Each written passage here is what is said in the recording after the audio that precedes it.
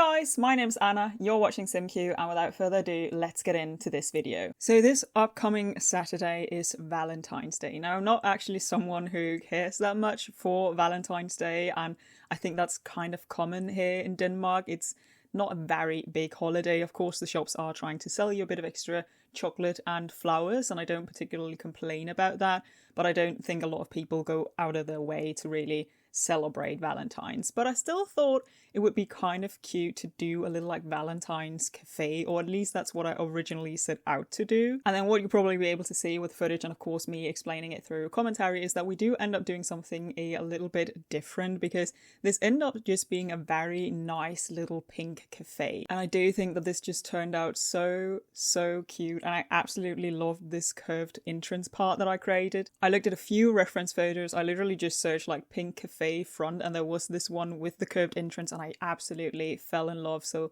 that is what I tried to do here. So we're building this in Britechester, the world that comes with Discover University, because I felt like university students were probably the right custom pool for this kind of cafe. And I found this really nice lot. I think originally there's already a bar here, but it's at a corner, so this rounded edge worked just so well for this one. So originally I just wanted to have the pink cafe, but I was actually missing a little bit of space. So the way that I worked around that was to add this townhouse next to it. And I tried my best to make it look like the ones that are already in the area, so that it would fit in as best as possible. And I do think it actually ends up working really nicely. I will also explain a little bit more when we get to the interior as of why this building is designed the way that it is. Adding awnings, I ended up going with the ones from For Rent, even though originally I didn't really want to use the pack because it felt a little bit unnecessary. But I just absolutely loved these awnings. They were the exact right shape and the exact right pink color that I wanted to go for. So I ended up using the pack, and I do think I actually ended up using a few more items from the pack since, you know, I was already using it, so I might as well. For the outside, we are currently choosing a little bit of furniture. I went and tested a few different ones, but I actually ended up going with this base game one because I found that it actually had some very cute details. And this was very much also something I wanted from the place, to have these small cutesy tables out at the front where people can enjoy their cupcakes and coffee. So I'm currently working on some terrain paint, which was a bit of a bother, and I do end up going for tile. I think my main issue was that the terrain paint very often becomes like diagonal, and I don't really like the look of that, and I don't understand why it's like that. And for the masonry, I wasn't planning on using the pack Get Together because I feel like I always end up using it, so I was honestly trying to avoid it. But the thing is that there's just so many different stones going on around this lot. You can actually kind of see it in this shot. We basically have like 4 different types of stones, so it just very quickly became way too busy. And even though this is in Britechester, the world that comes with Discover University, I found that the Get Together stones were really the ones that matched the best. And then it might have been a little bit difficult to see, but by pressing, I think, Shift F or Control F, you get these quarter tiles.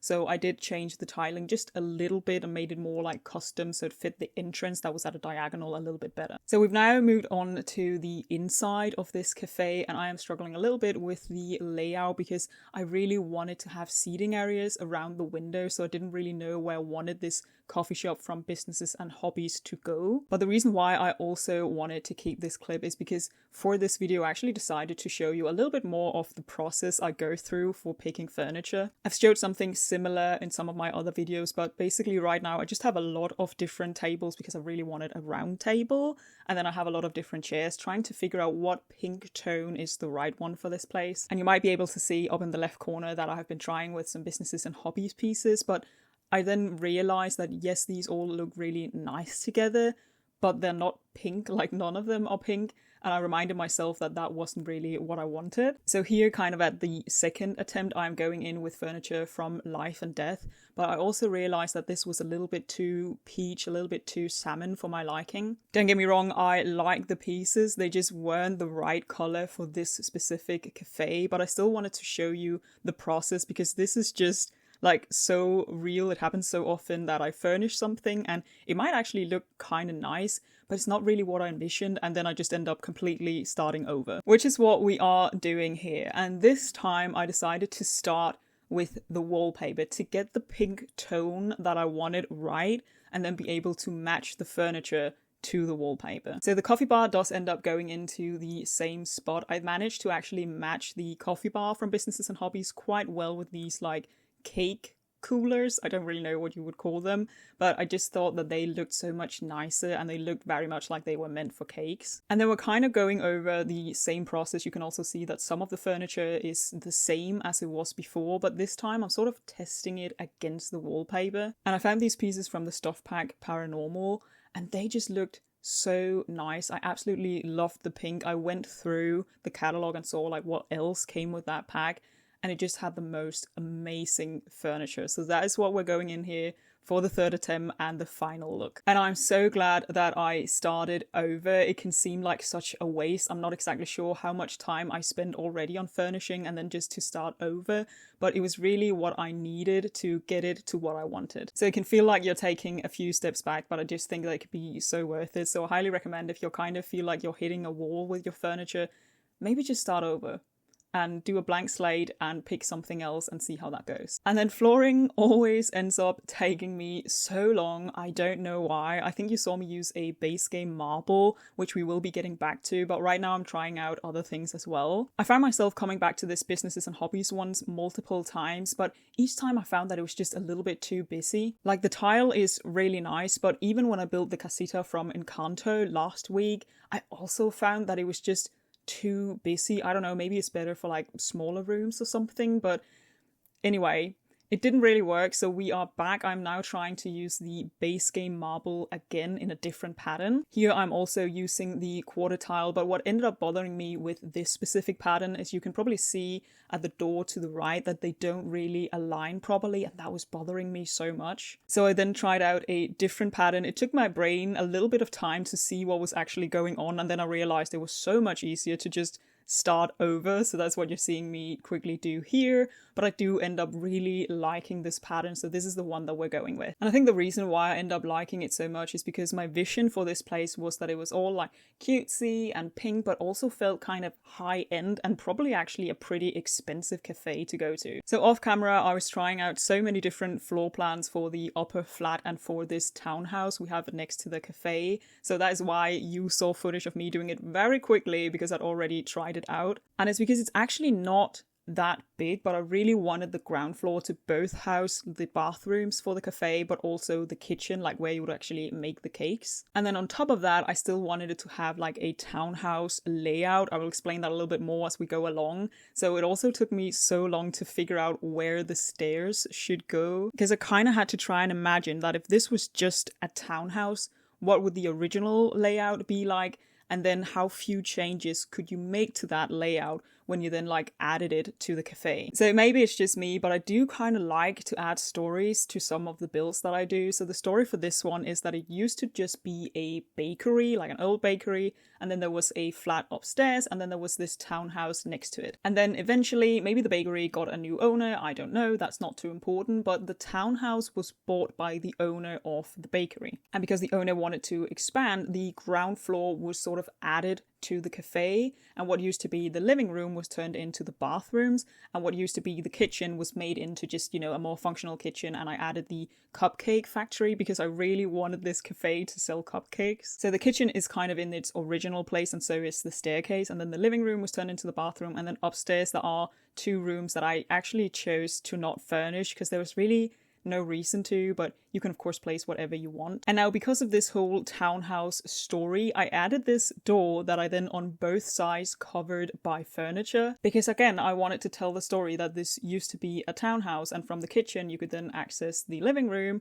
and therefore there is a door. Now in real life you would probably just close off the door, but I've definitely seen builds where even though they've closed off the door, you can still kind of see where it used to be, and I kind of like that because it tells a story about the place. So that is what I tried to do here, but since I have no other way to really show that there used to be a door, I just left the door. I personally think that's a fun little like neat detail, but if you don't like it, you can of course just delete the door and it works perfectly well, so no biggie. But we're now at the apartment upstairs where I imagine that the owner of the cafe, well, the owner of the entire place actually lives. And I know that you could have a pink cafe without necessarily being the biggest fan of pink, but I just thought it made sense that we sort of continued that theme. So we also have a very heavily pink flat. But still, I wanted it to feel more high end, so I am choosing this kitchen from Life and Death. I do actually shortly try some items from Growing Together because they come in this very nice pink, but there's just no counter that matches like at all. Growing Together doesn't come with any counter, so there was just really nothing that matched properly, and I sort of reminded myself that I would rather have something that looked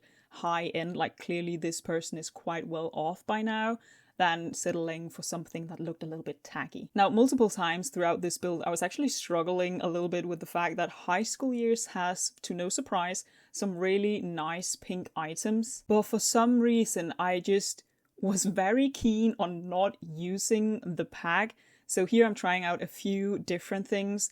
And again, I end up just going back to Paranormal, like we're already using it, and I have very rarely used this pack, but I just found it came with so many nice items. I used it a little bit when I was furnishing the haunted mansion that I did back for Halloween, but I don't think I ever really realized just how well all of these pieces work together, and actually it comes in some really nice colors. And yeah, I have to just be honest and admit that I own packs that I very rarely use. Paranormal has been out for a long time. I have been building in The Sims for a long time. I might not have made videos of it, but I have been building since the game came out. And this is when I realized that, oh, this is actually some really nice items. I should use these more often. So I definitely want to come back to the pack sometime in the future, just because the items have some very cool swatches with some very bright colors, and they go so well together. And I actually like pretty much every single piece, which is kind of surprising because that rarely happens with a pack. I feel like there's always something that is a bit of hit or miss, but they're just good, nice items. They look so nice. How many times did I say nice? I don't know, I'm so sorry. But bathroom, yes, keeping it quite simple, I guess, but still pink. Like, this person just loves pink, and I honestly loved building this, and I do think it's so cool. Just to again highlight Paranormal a little bit, but they actually have some swatches that match different colors really nicely. Like, you can see the pink swatch for the couch and the chair also has this more like teal color. I'm not very strong with color names, but it sort of allows you to introduce other colors while it still works really well together. And I found that it also worked really nicely with Life and Death, so that was just a win-win. So we are currently decorating this upstairs flat using more items from Life and Death and more items from Paranormal. I assume by now that the person living here is, you know, kind of into maybe some astrology, maybe some spirit kind of stuff. Who knows, you tell whatever story you want, but I really like how it all came together. And I absolutely loved having all of these furniture pieces where I could just place things on. I am personally someone who really loves having my knickknacks. I think it tells just so much about a person, so I wanted that for this flat as well. I really think this flat itself tells a story, and I hope that some of you will find a lot of joy in playing with this and make a character that just fits this space so well. So in a moment we will be heading downstairs, where we'll also be doing a little bit of decorating for the kitchen and the bathroom, but I decided to not really do all that much. These are more like functional rooms, so it wasn't like too important for them to be heavily decorated. I didn't really see any reason to. And also for this kind of kitchen, you would want it to be highly functional. I did actually think about doing a more industrial looking kitchen, but then I reminded myself that it is the Sims 4 and that's not really important, and the Life and Death kitchen just looks so good, so I did decide to go with that, and it also matches what we got going on in the bathroom here. So for the main space, I mentioned this in the beginning, I was actually thinking about making it a Valentine's cafe, since that is coming up, and I tried the season's Valentine's decorations, but they just didn't look good like whatsoever. I don't know, maybe it's just me, maybe you can make them work. I just felt like they honestly looked a little bit too tacky, and of course the red makes sense, but it didn't really work for the space. So this is very much where I realized that even though I'd originally been setting out to make a Valentine's cafe, this was just a pink cafe. Of course you can come here for Love Day in-game, and I do think that that could be really nice, but it is just a very cutesy, florally pink, very Instagrammable place. And I do think that it would attract a lot of young people. And I built this with the idea in mind that you're running this as a small business. So you buy the lot, you open a small business, you bake the cupcakes, you might even bake cakes, you're selling the coffee. I think it could be really nice. So for lighting, you've seen me place these big orbital lamps, and I absolutely love them, and it looks like it has a little bit of like flower petals on. I also placed these small clouds that I also thought was just such a nice addition. And from Businesses and Hobbies, we have these light strings that I placed, so they kind of go all the way around the doors, the windows, even at the coffee bar, and I just think that looks so nice as well. So moving on to the outside, we start at the upstairs balcony. I didn't do a whole lot. I added a chess table, a regular table, some plants, and some planter pots because I thought that that could be kind of cute. Oh yeah, and then I also added some more awnings from For Rent, and I really think that it just makes the entire thing come together because it makes it so cohesive. And then from here we will be moving on to the downstairs terrace that is for the shop, so we're just adding in a few more tables, these ones with very nice little pink parasol. And otherwise we're very much staying on theme, adding a lot of flowers, which is also why I ended up using Eco Lifestyle. Pretty much all of these wallflowers are from Eco Lifestyle and they just look so nice. So I wanted to fence off the area a little bit to give you a little bit more privacy since it is right next to a road,